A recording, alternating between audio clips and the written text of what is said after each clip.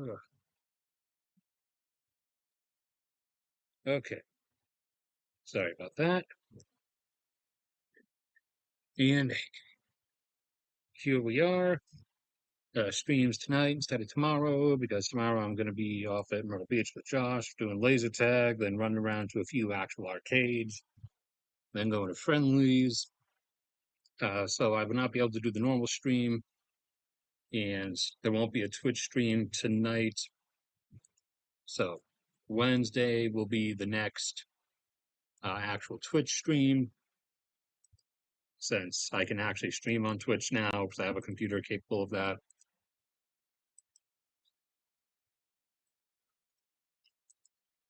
But where is? Oh, yeah, I should probably actually get on to the control room. Sorry, forgot. Twitch audio is a bit wonked, so I have to have it way high up. Uh, Edit analytics? Is it an edit? No. Control room customization? No. Channel content? All right, I have to go this way.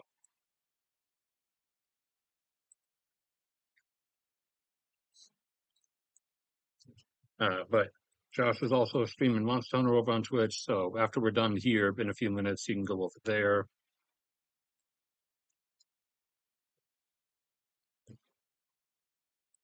But anyways, you guys remember there was a bit of a total war restart, not really last week, where we struck some empty buildings and then Iran struck some empty buildings. And I theorized it was kind of just a bit of a theater attempt to try to see if they could pull off some decent quick price spiking to profit off of. It didn't really work. Oil prices went from like $68 a barrel up to 72 and then fell back down. So they realized, I guess, that it's going to have to be real to get the kind of price spikes they want. So over the last few hours or the last couple of days, Iran, with anti-ship cruise missiles, has struck three ships and semi-permanently disabled. One was a regular cargo ship. Two were UAE oil tankers. All were struck in the engine room with the engines and surrounding mechanical equipment and everything effectively being totaled. So that was the pretense then that allowed the US to resume much larger strikes, this time hitting actual targets. And Iran then responded with actual strikes of its own. The ones in Bahrain are still on empty buildings because the US effectively is not using that base anymore. But the ones in Kuwait hit actual stuff, and one U.S. service member was killed there, with two others being seriously injured. Equipment, mostly air defense stuff, was hit in Qatar, and all the stuff that was sent towards the UAE ended up being successfully intercepted. And there have been some ground clashes with some of the Iranian controlled militias on the ground in Iraq. And also, Iran struck and seriously damaged one of the offshore drilling platforms offshore of Kuwait that was doing some of the initial well drills at that offshore field Kuwait found about 3 years ago. And the U.S. struck a few of the oil loading terminals at Park Island, which is the primary facility from which Iran exports most of its stuff. And additional airstrikes by the US are currently being conducted right now. And as of yesterday, by their own decision, most shipping industries had stopped sending things through, and now all of them have. The strait has effectively closed down again, and the U.S. is also blockading off any Iranian vessels from leaving from outside the strait. So it is an actual full resumption, at least for the moment, and it's gotten them some manipulation. Probably not as much as they wanted. They would have liked another brief triple-digit prices spike to then immediately sign a new peace deal to bring the price back down from, so that they can repeat the process, continue the whole market pump and dump scheme. But for the moment, it only went from 68 up to $79 a barrel. But we'll see how long they're willing to hold it for, how high they want to get it before they cash out and let it drop back down again. So what was initially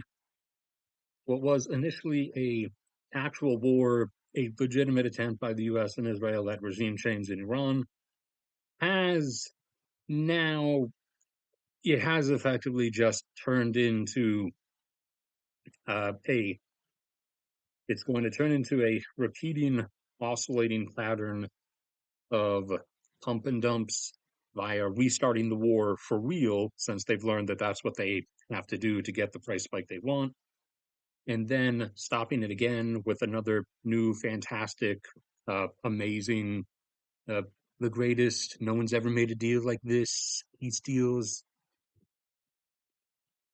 I'm the best deal maker. I wrote a book about it.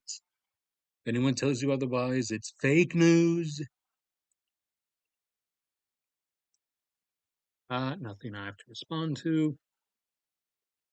So that's the Gulf situation.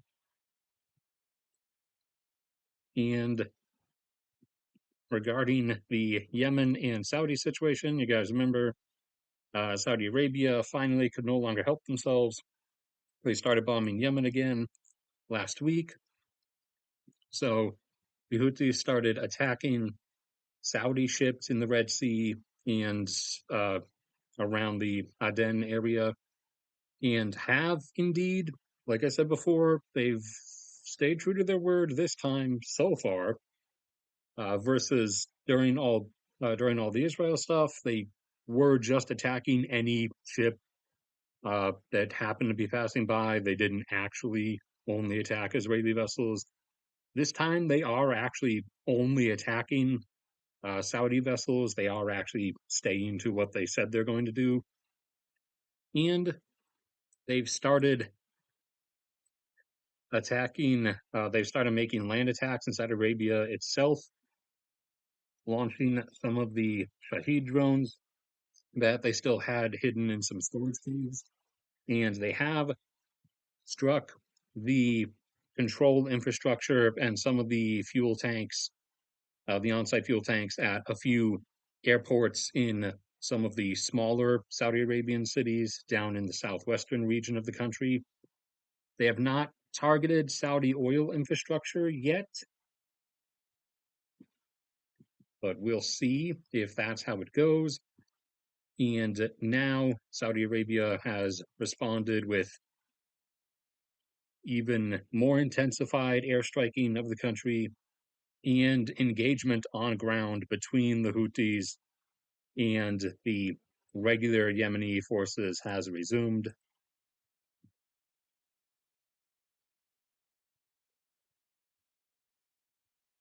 So that conflict is coming into full renewed effect along with this one. Although this one, again, is market pump and dump. So that one's probably going to be like 2 weeks on, 2 weeks off, 2 weeks on, 2 weeks off. This one is like actually real. So that one is not really predictable in terms of any kind of time frame. And also, the Houthis are not not jihadists in the traditional sense, but they are in the death is irrelevant club. So they are in like the Vietnamese club. Like for best example, the will not actually stop or surrender on any circumstances club. So it ultimately won't matter how many hospitals Saudi Arabia bombs. They will not actually willingly relinquish control over the portion of Yemen that they have control over.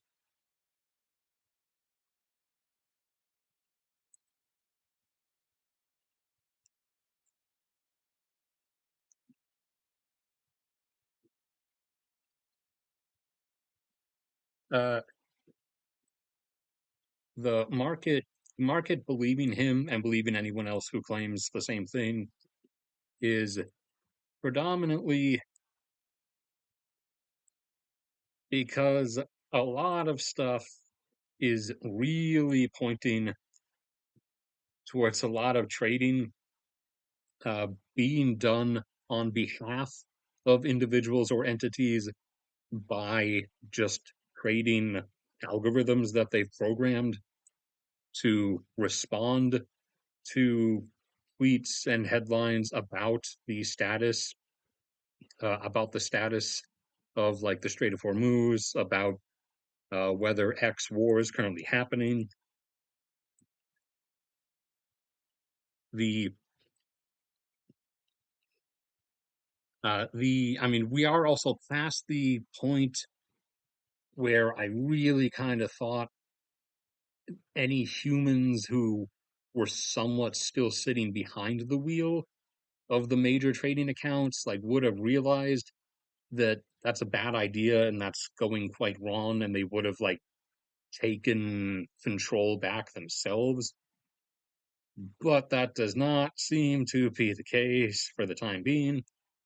And I mean, as much as I wouldn't want to because it would be bad for all of us, and I don't want them to benefit to get any richer, even the oil spike that the price spike that oil's gone through from a full recollapse of everything is still really undersold. It should have jumped a bit higher than that, but that's probably why they're going to keep the quote unquote restart of the war going for at least a few days, if not maybe we'll say a full 2 weeks, to try to see how high they can uh, get the pump before they have to transition over to the dump phase, and then begin to just keep repeating the cycle for as long as they can.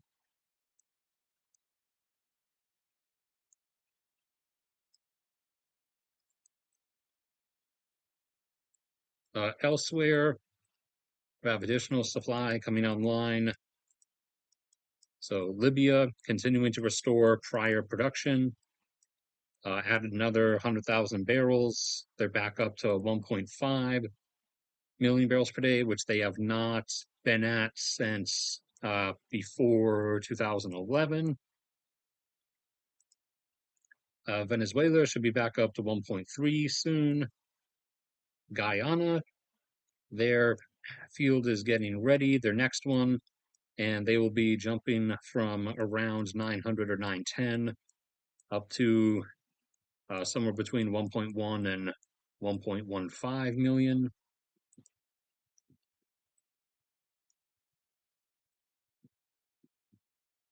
Nigeria could soon be able to throw out another 100,000 or so. And I'm forgetting about somebody somewhere.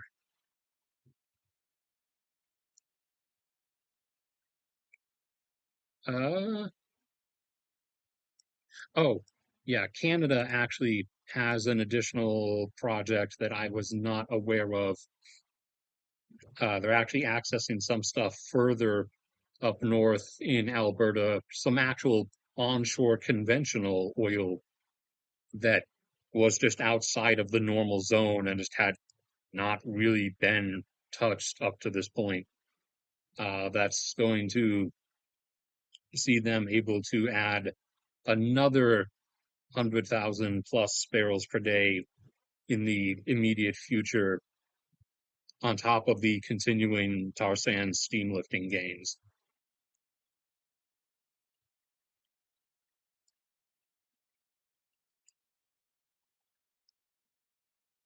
Up here, and we'll be ending shortly. As like I said, this is going to be brief because I have to get back to modding Josh's chat just in case people show up and start causing problems. The uh, the Russian Maritime Agency is completely suicidal, I guess, because no matter how many, and we're up to 105 disabled vessels now. Only a few like sunk, but we're up to 105 who had their bridges destroyed, which also means the bridge crew was lost, which you're not just those aren't coming out of the factory, and those that like lost their engine rooms and everything. So they're up to 105 vessels that have been struck in just the past week by Ukrainian sea drones, but they just keep sending them out, just wanting to pretend everything's normal. We're just going to keep shipping cargo everywhere. All is fine. Baghdad Bob situation. Uh, let's see. That's Iran stuff. Is that? Uh, oh yeah. Also, Ukraine started striking uh, in not Krasnodar. Azov Sea is Rostov. They started striking the actual port infrastructure, like loading cranes and everything. Like here's the bridge of one of the vessels that they struck in the Sea of Azov. So the list is piling up really, really rapidly, like way, way faster than I would have actually answered you with if you asked me how quickly they could start taking stuff out. But the Russian maritime industry just keeps sending stuff. Yeah, this is it's segmented, so this is probably a bulk carrier, which are the big hollow. They're similar to oil tankers in that they're big hollow ships, except they have square segments that lift up like giant flaps, so the cranes can scoop stuff out of them. They carry things like ores or grain or uh, I don't know what am I thinking of? Wood pulp, wood that's been like partially processed but not fully turned into like actual paper or end products yet. So things like that, or sometimes like reams of aluminum or steel. They'll fill the holes with those, etc. That's more other stuff. Plenty of videos of the strikes on ships. The most in one night was 28 in this video here. Technically, even though you don't physically see any people because it's kind of it's infrared and a bit blurry, but technically has moment of death stuff, so not gonna actually play that. But yeah, that campaign is devastating.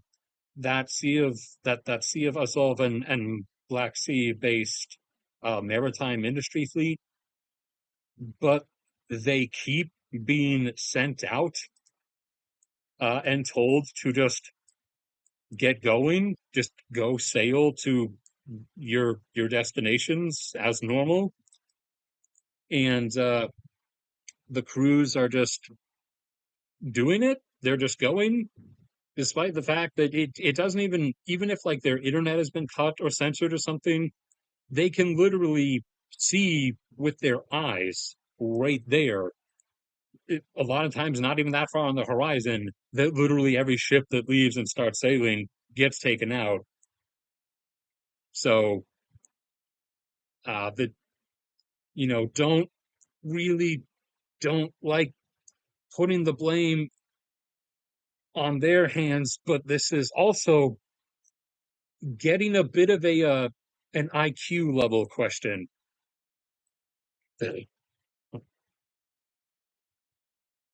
Uh, Getting fired and potentially maybe potentially getting one of those show trials is kind of better than getting up on the ship's bridge and sailing out for an hour or two and then waiting and watching as a drone comes flying in towards the bridge window, and then boom, that's the end of everything. At some point, some form of self-preservation has to take over. Let's see. Oh, it's still going. It's up to $79.50 per barrel back on the Iran war market manipulation front. We'll see how high they manage to get it. How high can they pump before they have to dump it all off? What do we think they'll manage to get out of it? 80, 85, 90, 95? Will they actually get triple digits if they hold it out for long enough? Who knows?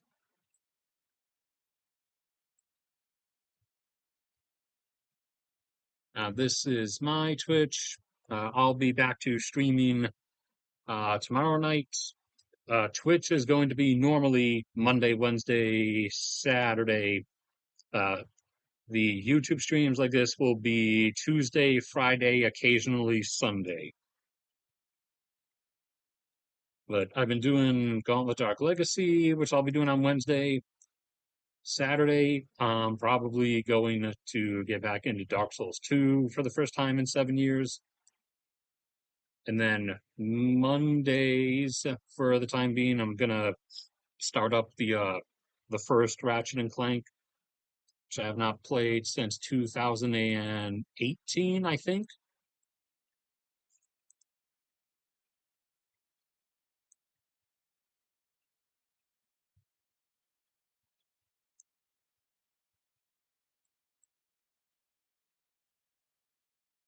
Uh, Silver is okay.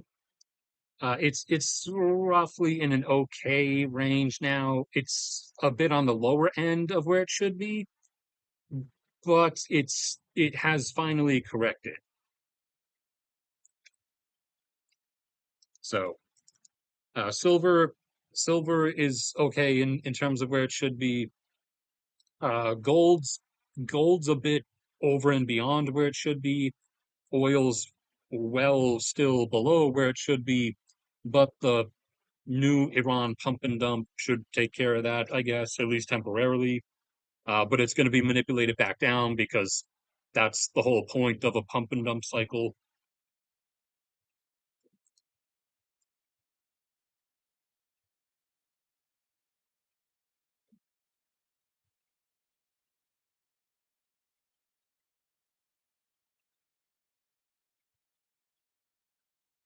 Uh, Food shortage in the US is not happening.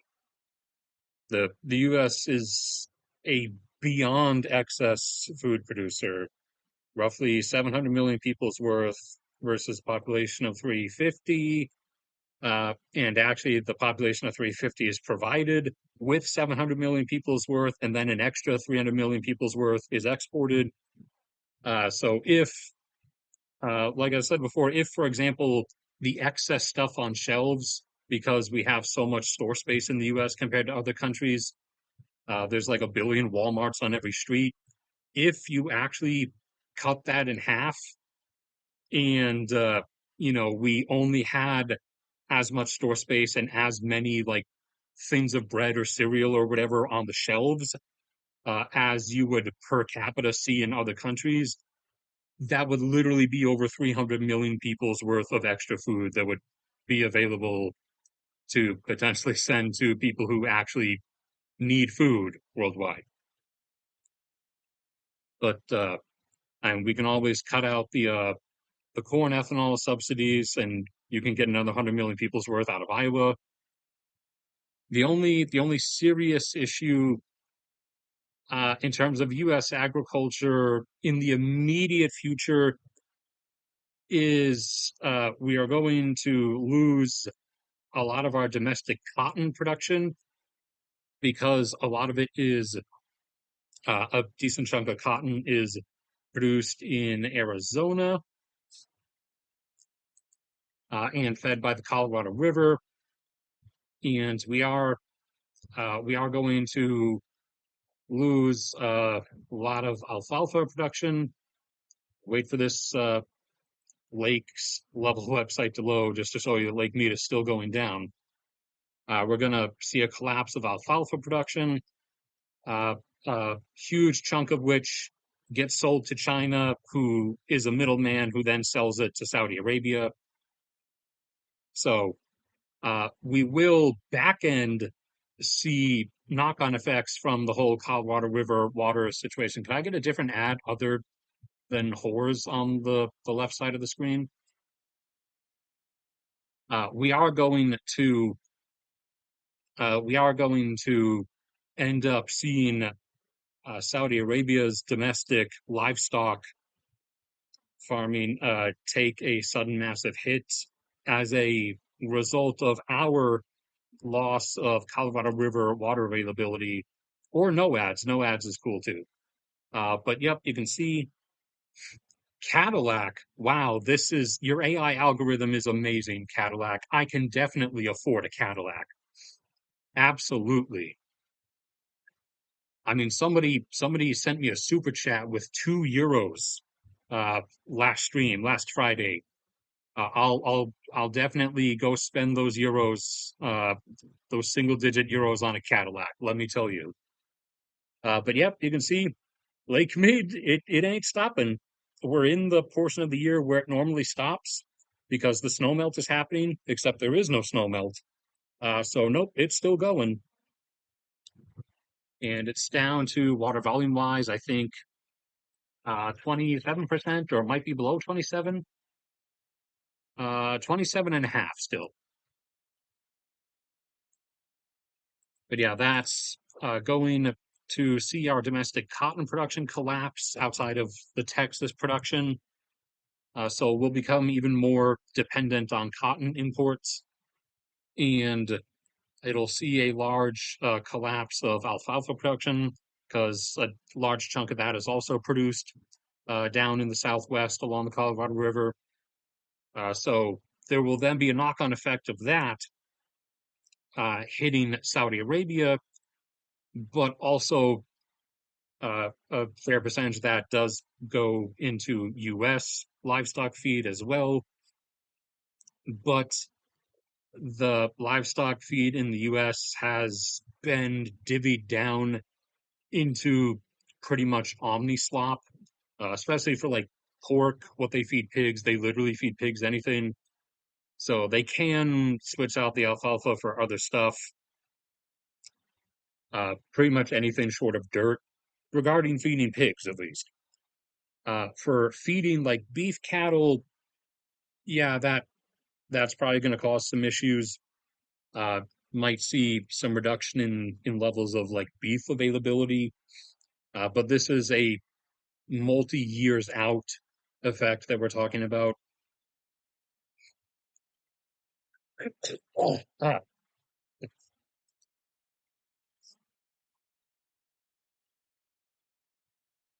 and we're already having, we're already going to be having cattle problems because of the whole screwworm issue, which, we had under control for 6 decades until Trump decided to uh, cut all of the uh, Trump decided to cut all of the like agriculture spending programs because they sounded gay. Like it was a Republican talking point for years about how the liberals are wasting everyone's money uh, trying to make gay flies or something. What it actually was a very low cost program, owned not even in billions, only in tens of millions with an M dollars per year, spent to make sterilized flies that were then released in lines in Central America, effectively forming a barrier, a wall, if you will. I would have thought Trump liked walls that kept the screwworm flies from advancing northward. And would technically, we were also protecting Mexico and Guatemala and others from that as well.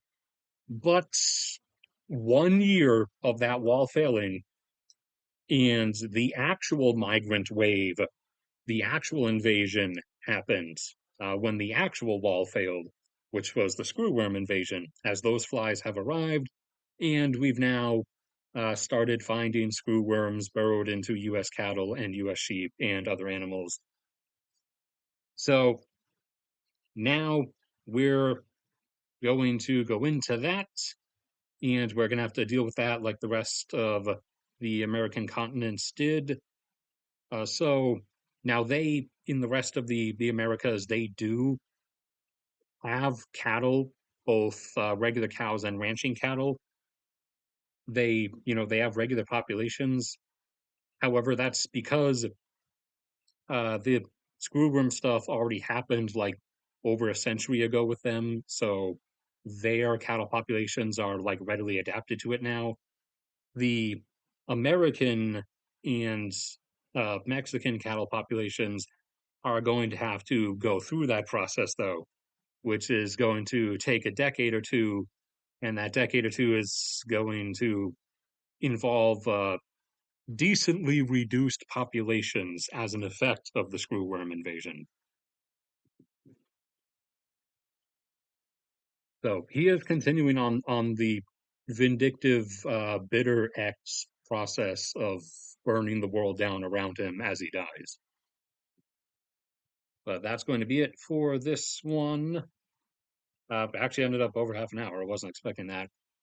So sorry about tomorrow, but we're going to be off in Myrtle Beach. So I will be back here on Friday, and I will be on Twitch at around 7 p.m. US Eastern Time on Wednesday.